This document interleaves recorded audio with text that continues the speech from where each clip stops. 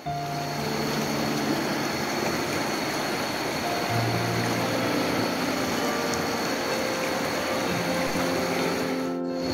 sekalian, dalam ilmu Al-Quran dikenal istilah fasilah dan ra'sul ayat. Apa itu fasilah? Apa pula yang disebut dengan ra'sul ayat?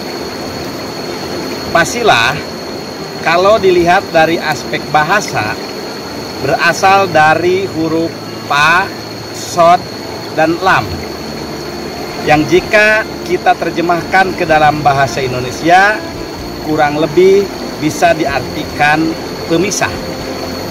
Karenanya dalam bahasa Arab fa, shod, lam suka digunakan untuk membedakan antara satu tahap tertentu dengan tahap berikutnya.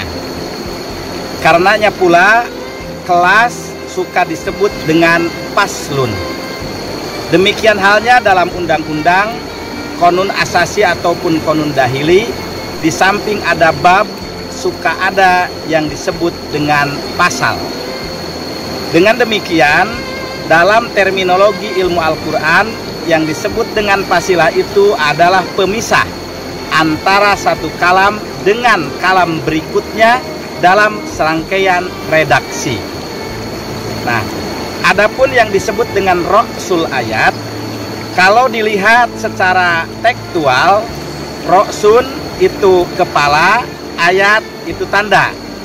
Sehingga kalau diterjemahkan kurang lebih kepala ayat. Namun jika dilihat dari sudut pandang ilmu Al-Quran, yang dimaksud dengan ra'sul ayat itu adalah ujung setiap ayat.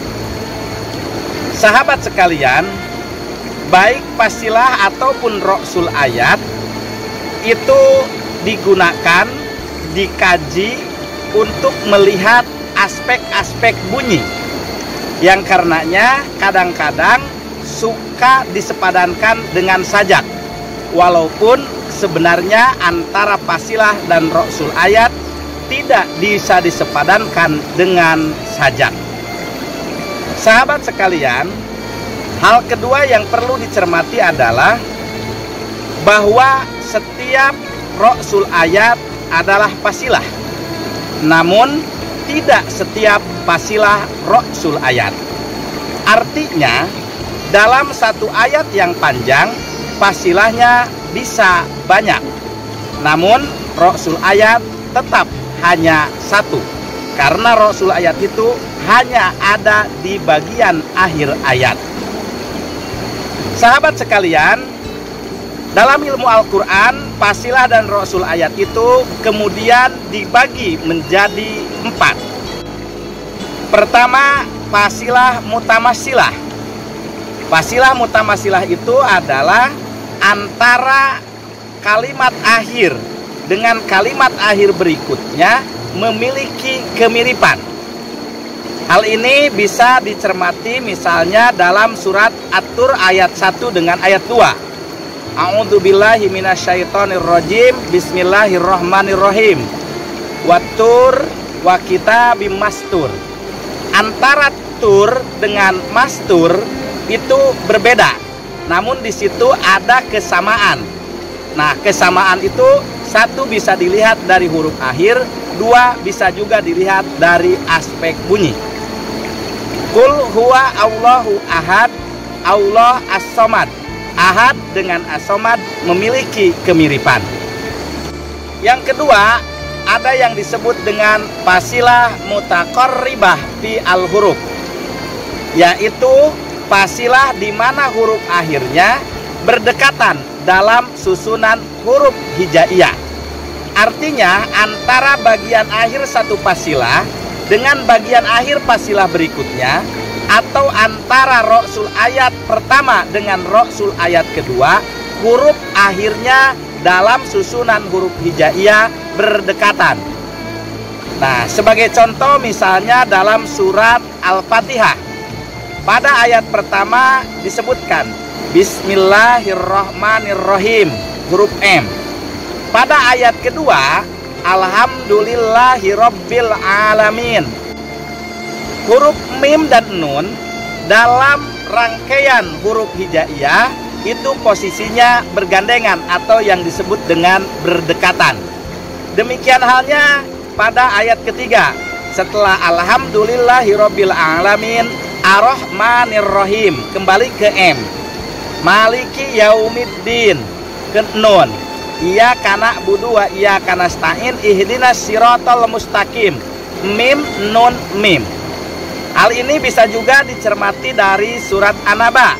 Misalnya dalam surat An-Naba, a'udzubillahi minasyaitonirrajim. Bismillahirrahmanirrahim. Amma yatasa'alun. Nun. Anin naba'il adim. M. Jadi mim nun mim nun. Bisa juga antara huruf ba dengan d. Itu bisa dilihat dalam surat Al-Ahzab. Sahabat sekalian, yang ketiga ada yang disebut dengan fasilah mutawazin. Fasilah mutawazin itu yaitu sewajan walaupun huruf sanjaknya berbeda. Fasilah mutawazin ini salah satu contohnya ada dalam surat An-Nazi'at. Bismillahirrahmanirrahim. Wan nazi'ati gorqa wan nasitoti nasto. Antara gorko dengan nasto itu ada yang menyebutnya sewajan walaupun bunyi akhirnya berbeda. Itulah yang kemudian disebut dengan fasilah mutawazin. Sementara yang keempat itu disebut dengan fasilah mutawaziyah. Nah, fasilah mutawaziyah itu adalah fasilah yang sewajan sekaligus huruf akhirnya sama. Hal ini bisa kita cermati misalnya pada surat At-Tur ayat kedua dan ketiga. Wa kitabim mastur fi raqim mansur. Antara mastur dengan mansur itu sewajan juga huruf sanjaknya sama. Sahabat sekalian, tentunya fasilah dan ra'sul ayat yang ada dalam Al-Quran berbeda dengan sanjak. Kalau sanjak kadang-kadang yang menjadi fokusnya hanya pada wilayah bunyi walaupun maknanya kurang begitu baik. Berbeda dengan Al-Quran. Al-Quran di samping bunyinya harus bagus, juga bunyinya itu memiliki makna tersendiri.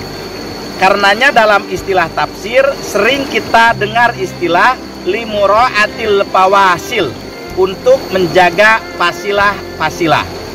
Nah, sahabat sekalian, agar kita mengetahui bagaimana hubungan antara bunyi dengan makna, salah satunya dapat kita cermati pada surat Al-Adiyat.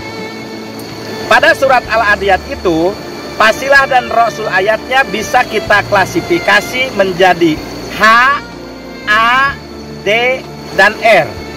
H ada 3, A ada 2, D ada 3, R ada 3. Nah, ini kemudian kalau kita cermati secara makna, itu bisa disebutkan H3 itu adalah syarat, A2 adalah dampak, D3 kecenderungan, sementara R adalah obat. Secara garis besar dapat saya katakan, kalau hidup di dunia ini adalah peperangan. Yang namanya perang pasti menginginkan kemenangan. Agar seseorang mencapai kemenangan, ia harus memiliki 3 syarat, yaitu dobhan, kodhan, subhan. Dobhan merupakan isyarat akan optimalisasi potensi diri. Wal adiyati dobha, demi kuda perang yang berlari terengah-engah. Kenapa kuda itu berlari terengah-engah? Jawabannya, berlari terengah-engah itu indikator dari optimalisasi potensi diri.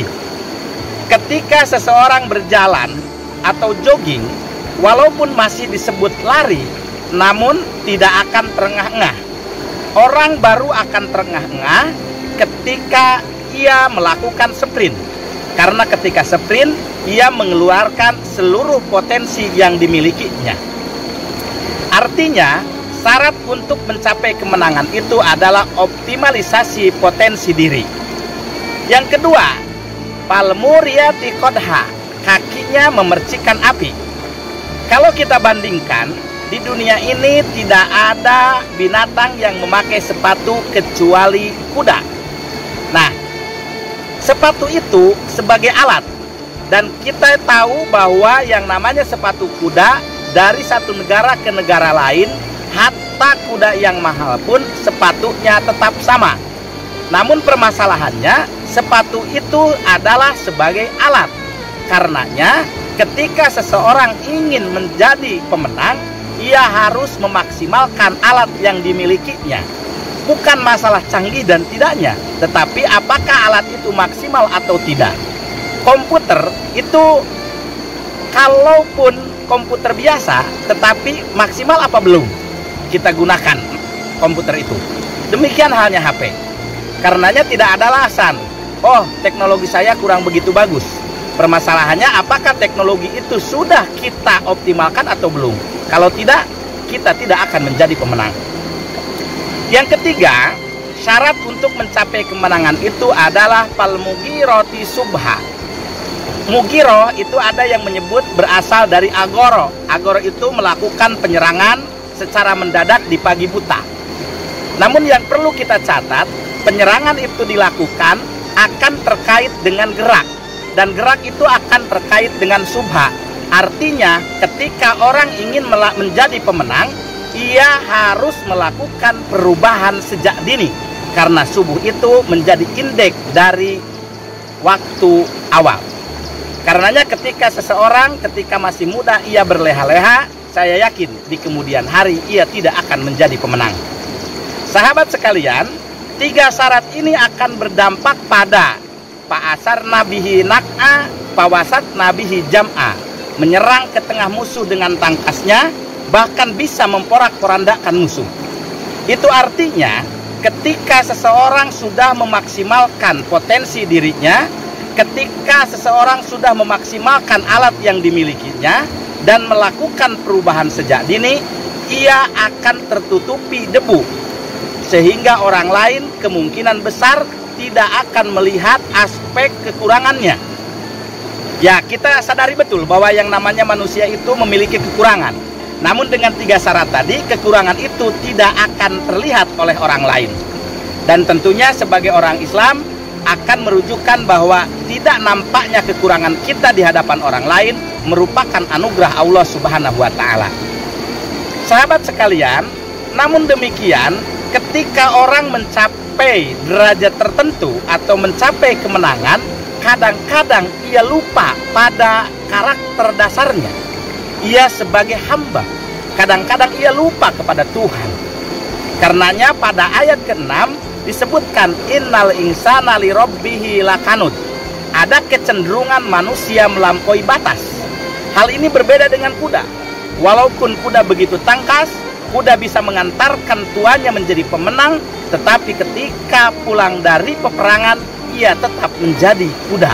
Ia tetap ingat bahwa tuannya itu adalah tuan. Ia tidak ingin berubah menjadi manusia. Hal ini merupakan tamparan bagi kita semua bahwa kita harus menjadi seperti kuda. Walaupun kita berusaha sekuat tenaga, namun di balik usaha kita itu ada Allah Subhanahu wa Ta'ala. Nah, innal insana li rabbihi lakanud. Kenapa manusia itu cenderung melampaui batas? Innahu ala dzalika lasyahid wa innahu li hubbil khairi lasyadid. Karena ia sangat mencintai dunia. Sahabat sekalian, penyakit kanud ini harus diobati dengan R3. R3 itu adalah apala ya'lamu idza bu'sira ma fil kubur wa husila ma fi sudur inna rabbahum bihim yauma idil lakhabir. Artinya, sehebat apapun orang, ia mencapai kesuksesan dengan usahanya, namun ingat, ujung dari usahanya itu adalah kematian. Seseorang ketika mencapai derajat tertinggi dalam militer, menjadi jenderal, ingat, jenderal itu akan berujung pada kematian. Orang menjadi guru besar juga akan berujung pada kematian. Karenanya, supaya kita tidak lupa kepada Tuhan atau tidak kanut, kita harus ingat bahwa kita akan kembali kepada pemilik kita semua.